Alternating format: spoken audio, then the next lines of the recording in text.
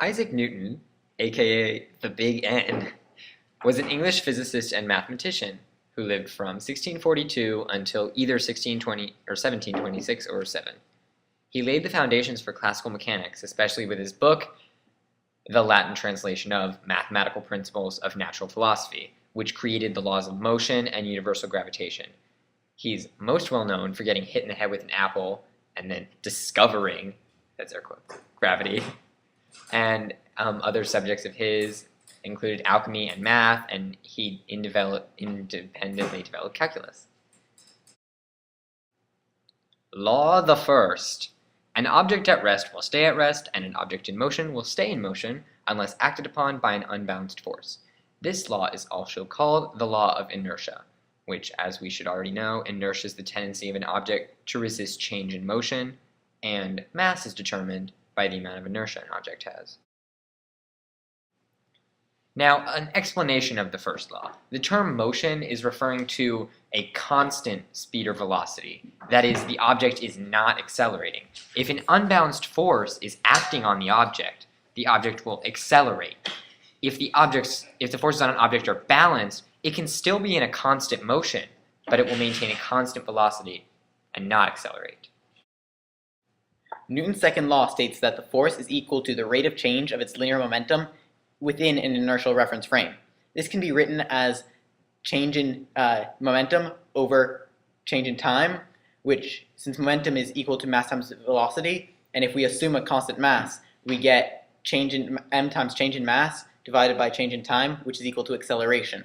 So we get F is equal to ma, where F is the vector sum of the forces, m is the mass, and a is the acceleration. For every action, there is an equal and opposite reaction. Psych! For every action force, there is an equal and opposite reaction force. Every force is met with an equivalent opposing force that cancels it out. No matter what, two objects interacting exert forces equal in magnitude and opposite in direction with no exceptions.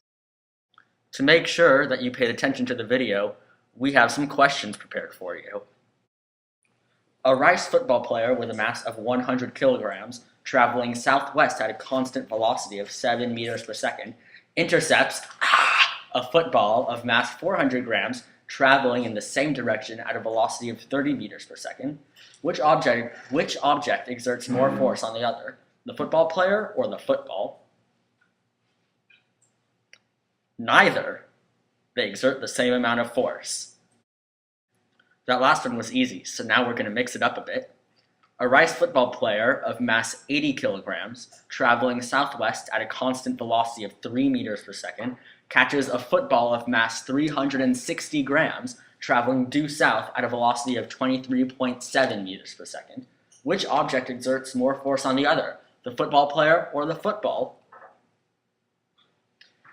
They still exert the same amount of force on each other. That's Newton's third law.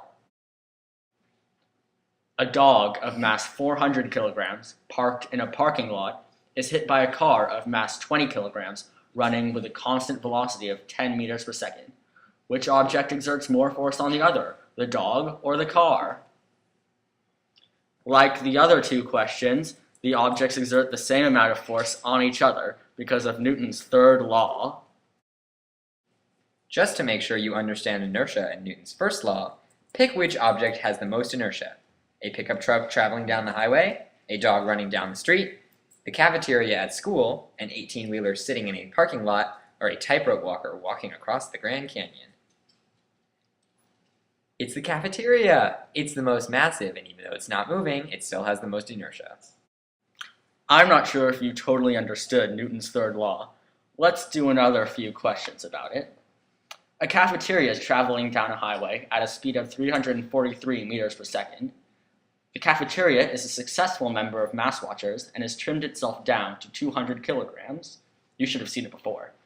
It collides with a tightrope walker, hang gliding in the opposite direction with the airspeed velocity of an unladen swallow. The tightrope walker weighs 130 newtons. If the swallow in question is an African swallow, which exerts more force on the other, the cafeteria or the tightrope walker? What if it's a European swallow? They exert the same amount of force on each other, no matter what nationality, or that's not nationality. Let's do another third law question. If a tree falls on a mime in the forest and nobody is around to hear it, which exerts more force on the other, the tree or the mime? The answer is the same as before. The mime and the tree exert the same amount of force on each other. A 6.5 kilogram bebe koele falls out of its eucalyptus tree. At a given time, t equals 2.3 seconds. It is being acted upon by gravity and air resistance. If the drag is equal to 10 newtons, then what is its downward acceleration? Well, we can assume that the acceleration due to gravity is 10 newtons, or 10 meters per second squared, since close enough is good enough. And force is equal to mass times acceleration. So we multiply 10 times 6.5 to get a force of 65 newtons. Then, to find the net force, we subtract from the 10 newtons upwards the 65 newtons downwards to get an answer of minus 55 newtons. Just to make sure that you remember your law number 3, we have another question for you. Two empty halves of a coconut are banged together by a galloping patsy. If the two halves each weigh 1/2 of a pound and were transported by a 5-ounce swallow to a temperate zone, and if the swallow beat its wings 43 times every second, does the right half or the left half of the coconut exert more force on the other half when banged together? The answer is the same as before. The coconut halves exert the same amount of force on each other when banged together because of Newton's third law. Wolverine hits a fallen tree and flies through the windshield. Explain this using Newton's first law. Well, if we take into account the inertia of Wolverine, the car stopped moving when it hit the fallen tree, but Wolverine, because of his mass and inertia, kept flying forwards as he was going, keeping with the motion he already had. So by Newton's first law, Wolverine kept moving, but the car did not, and he went through the windshield. For our final question, we have, what is the force of one hand clapping? Well, since a force is the interaction between two objects, one hand cannot cause a force on itself. Therefore, there is no force of one hand clapping.